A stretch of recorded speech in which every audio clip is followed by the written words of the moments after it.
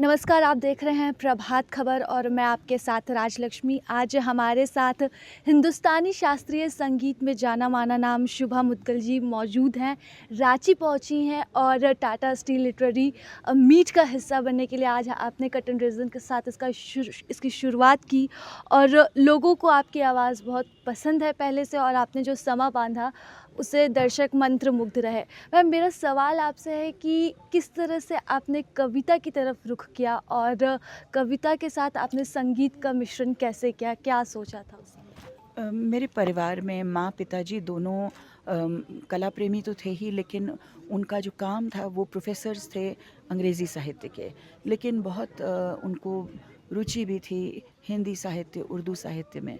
तो हमारे घर पर बहुत सारे जो साहित्य के बड़े-बड़े नाम थे, उनसे मेरा परिचय बचपन में ही हुआ। और मेरे घर में किताबों का, पढ़ने का, किताबों पर बातचीत करने का बहुत ज़बरदस्त माहौल था। और इसलिए जो परिवार का जो माहौल था और फिर जिन गुरुजनों से सीखा मैंने, उनको भी साहित्य की अच्छी समझ थी, स्वयं वो कविता लिखते थे। तो इसलिए एक तरह से आप कह सकते हैं कि मेरी जो परवरिश हुई और मेरी जो शिक्षा दीक्षा हुई, वो ऐसे लोगों के साथ हुई जो संगीत के प्रति तो समर्पित थे ही, लेकिन जिनको साहित्य की भी बहुत जानकारी थी। तो मुझे भी इस कारण थोड़ी बहुत एक रुचि हुई। और जो गेय साहित्य है उसमें मेरी ज़्यादा रुचि है और उसे ज़्यादा मैं सीखने की, समझने की, गाने की कोशिश करती हूँ। मैम, आप इलाहाबाद शहर से हैं लेकिन अब आप इलाहाबाद शहर में नहीं रहती हैं। कैसा जुड़ाव महसूस करती हैं? क्योंकि कई साहित्यकार, संगीतकार शहर से निकले, आप भी उनमें एक नाम हैं। तो अभी आपका जुड़ाव शहर से कैसा है? जुड़ाव तो ऐसा शहर जहाँ आपकी पैदाइश हो और जहाँ आप इतने वर्ष रहें, वहाँ उससे कभी मतलब अलग तो नहीं हो सकते। तो मेरे बहुत सारे मित्र, परिवार के जन वहाँ सब हैं। लेकिन ये है कि गुरुजी के जाने के बाद थोड़ा-सा एक खालीपन महसूस होता है। लेकिन फिर भी कहीं भी किसी जगह जाती हूँ तो कोई आवाज़ लगाता है ना, तो 1 मिनट में समझ में आ जाता है कि ये अपने इलाहाबाद के ही लोग हैं। तो बहुत अच्छा लगता है मिलना उनसे।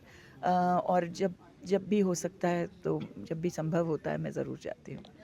मैम, कहा जाता है जैसे कि अभी बातचीत में ही मालूम चला कि बहुत से युवा जो हैं वो हिंदुस्तानी शास्त्रीय संगीत पे बहुत अधिक रुचि नहीं ले रहे हैं, ऐसा बोला जा रहा है। लेकिन आपने इस बात को स्वीकार किया और कहा कि युवा जो हैं वो आज भी हिंदुस्तानी शास्त्रीय संगीत के प्रति काफ़ी लगाव रखते। कैसे कैसे? क्योंकि हम तो मतलब मैं तो दशकों से अपने सीखने के अतिरिक्त मैं सिखा भी रही हूँ।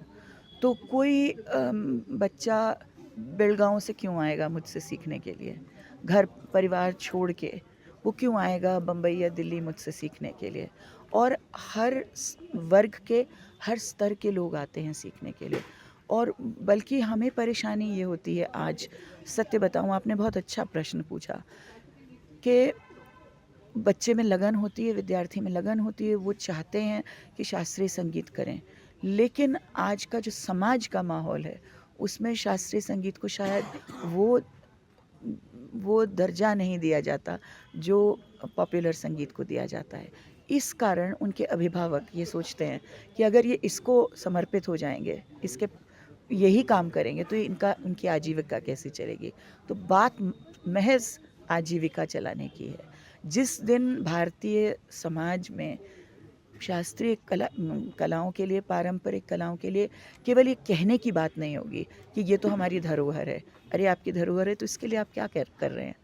जैसे आज हम यहाँ बैठे हुए हैं, कितनी सुंदर जगह है ये। लेकिन अगर इसमें हम यहाँ पे चीज़ें फैला दें, फेंक दें, गंदा कर दें, तो वो हम क्या क्या फ़ायदा हुआ कहने का कि ये बहुत अच्छी जगह है।